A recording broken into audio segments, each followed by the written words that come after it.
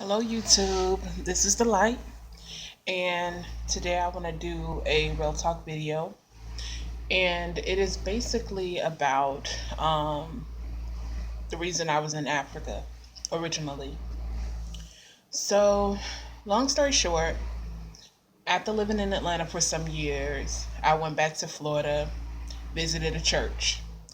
They announced a mission trip on the church, and it was to Africa. And I was like, cool, I'll go for a little information session. I went to the information session, got all the information, and I was like, okay, I'll give it a try, see if I can get the money together. Because normally on mission trips, you are supported. You don't normally pay for yourself. I know some people do, but normally you're supposed to solicit the support. So I had been working at a company for a couple years, and I was like, one of the first people I will ask would be my supervisors. So I went into the office to them to ask them if they wanted to contribute any amount of money. I didn't give them a dollar amount. Um, I just asked if they wanted to contribute. So, they said they'll think about it. They took the paperwork. Well, a day or two later, they called me in the office and they were like, we decided that we're going to sponsor the whole trip for you. So that was the beginning of my voyages to Africa. That's what basically started. My bosses took care of the whole trip. Had they not taken care of everything for me, well, they took care of the base cost, not the passport or anything like that. But had they not taken care of the trip for me, I probably would not have ever gone and had the experience that I had. So we end up going to Niger, and Niger is in West Africa. I have a book right here, West Africa. And Niger is the desert. Niger is not a modern country. Um, they live a very, I don't want to offend anyone and say the wrong words.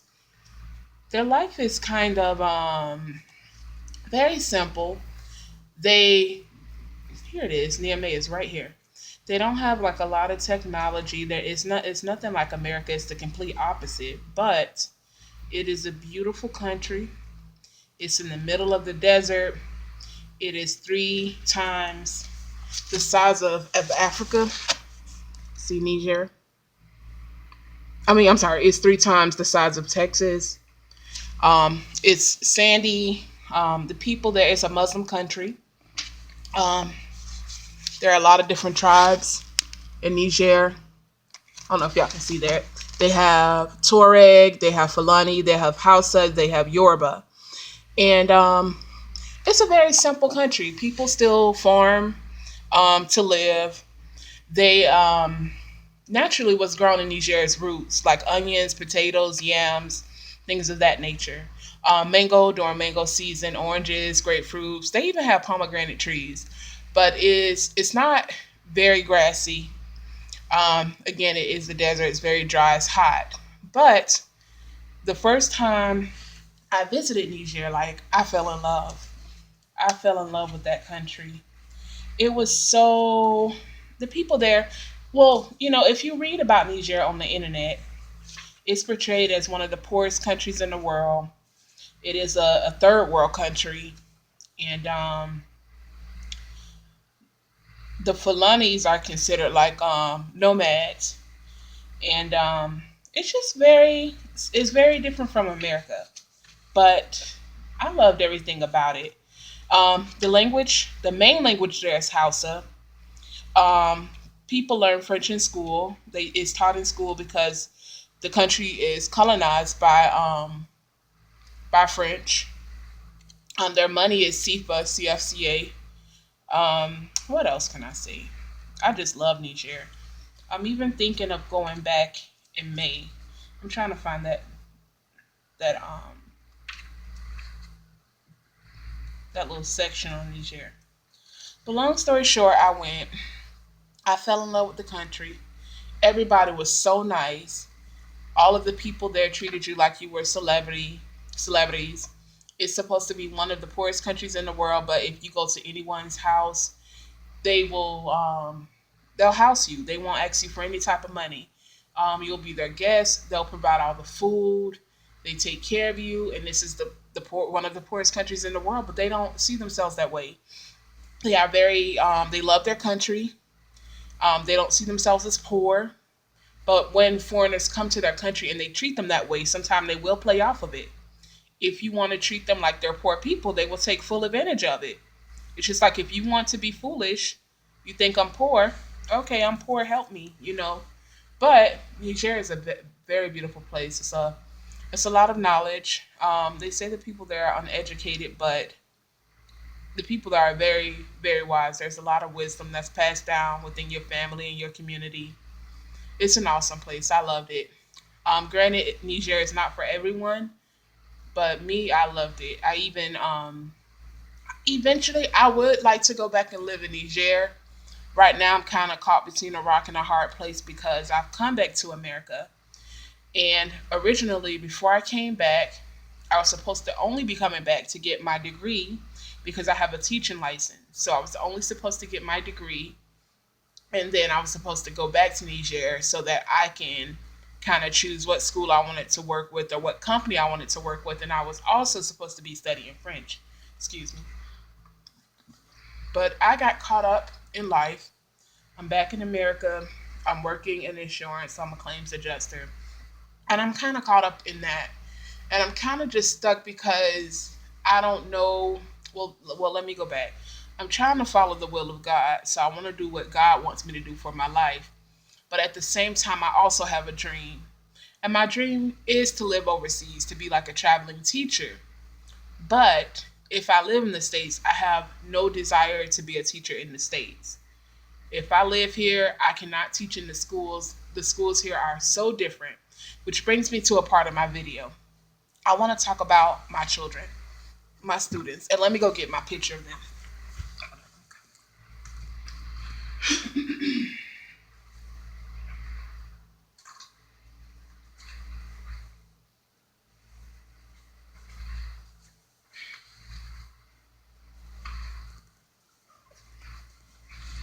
So these were some of my girls,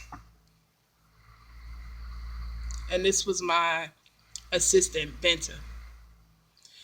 And I worked in the school. I was there from 2010 to 2011. I came back, I only stayed a year the first time, and then I went back from 2012 to 2014. And towards the end of my trip, I was able to take two trips. I went to Dubai and I went to Senegal. Love both places, both beautiful and awesome places to visit. So when I got back to Niger, I had an offer with one of the French schools, Lycée La Fontaine, as an English teacher, but I decided not to take it because I only had a license. My license was expiring. And I do want to have my degree. That's something that I need to obtain, but it's something that I've had a hard time doing because it's difficult for me working full time. And I'm sure it's difficult for everyone, but it's difficult for me, especially working full time and then trying to go to school at a full pace where I'm not able to keep up with the studies because of the field that I work in is very challenging. My career itself is like being in school. So it's very hard for me to do both. And not going back to my childhood, but when I was younger, I didn't have anyone to push me in the direction of going to college. I actually dropped out of school and ended up graduating from Job Corps. So I never had anyone to teach me the importance of going to school, but I've always been a quick learner. I observe well and I learn by doing. So I've been able to achieve things in life without having the degree. So back to Niger. Um, I kind of went there. The first time I went and taught, it was because I fell in love. Like when I got home from being on my two week mission trip, I fell in love. Like I even cried when I left. It was so hard for me to leave. We had only stayed there for 10 days. Excuse me.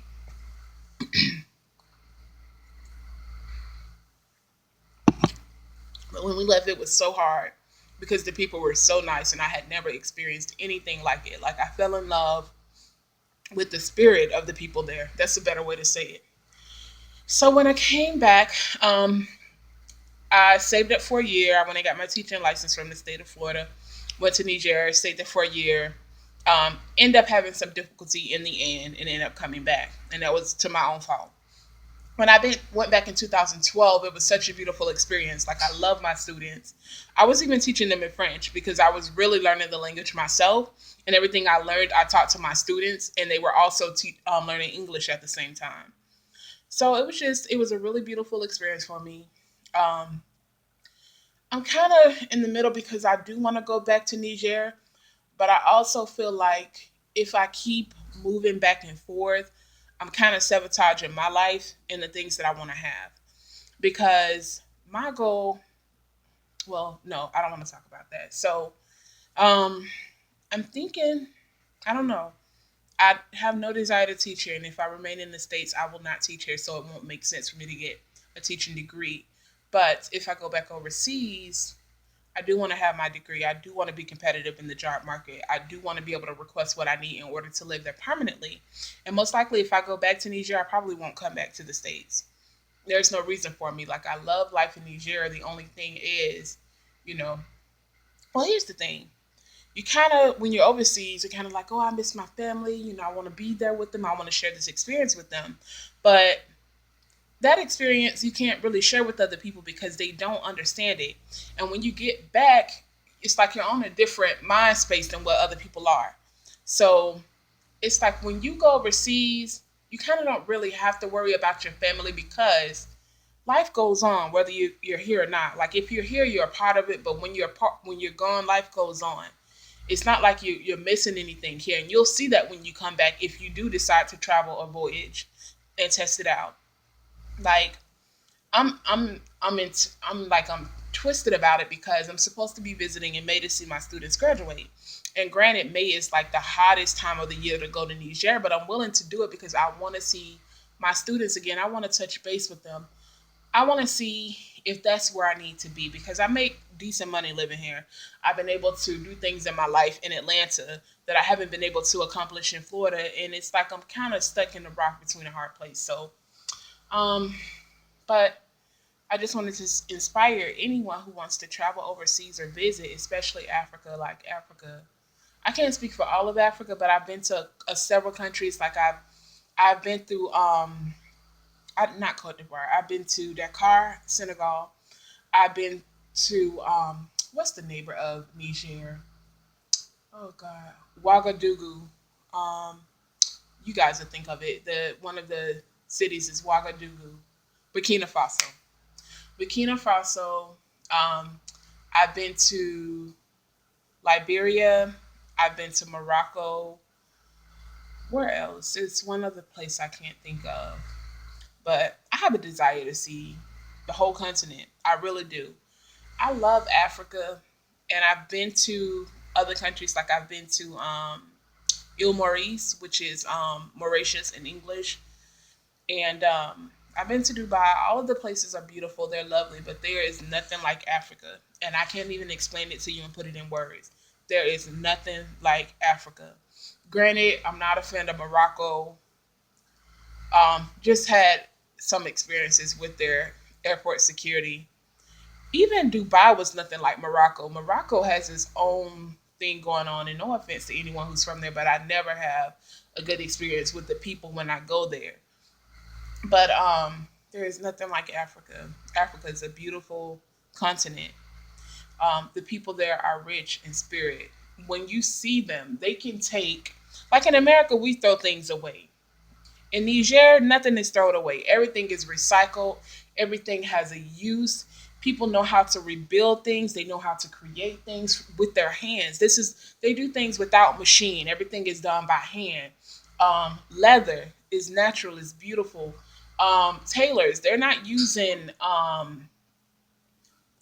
really using electrical sewing machines that we know of. They're using like the old fashioned sewing machines that you paddle with your foot. Like, if you just can see some of the things that they're able to create with just their hands and like basic tools, it's like living back in the days of the Bible. If I can explain, that's the best way I can describe it. Like living back in the regular days of the Bible. Like, And the thing is, like, you do miss technology to an extent, but it's like it's so much to do. People live outside. The culture is so rich. It's beyond any culture I've seen. Like, people live outside. They're always outside. It is a Muslim country, different guys, they have their, might have more than one wife, but it works for them. I've seen it work. It's successful, to what they believe and what they practice. Everyone there is friendly. People go out their way to help you. One time we were in a taxi, we were traveling in the sand. The taxi broke down. People came from nowhere. From nowhere. They didn't want anything. Even some people barefooted. They pushed the taxi. Like, people genuinely, they are a real community. They love each other. They help each other. They respect each other. I hardly saw any fighting. You have to be careful there with people you build relationships with, because everyone there knows someone, and you can't be rude or disrespectful or feel like you won't need people there. There's when you need something, it always will come back to that person that you maybe had like a disagreement with. Everyone there has their purpose, and everyone there is somehow in a tight knit circle. It's like a small community. It's so beautiful. It's something that I can't even describe. But I just wanted to inspire anyone that has a desire to travel, to do it. Life outside of America, I hate to say this, is so beautiful. It really is. And some people are afraid because there's these different things that they see on the news that deter them from traveling. Let me tell you, the news is only going to show you the negative about each place. Excuse me. The news will never paint a positive picture about these different countries unless they have an invested interest in it. So you have to be careful about what you take in on the news about these different places.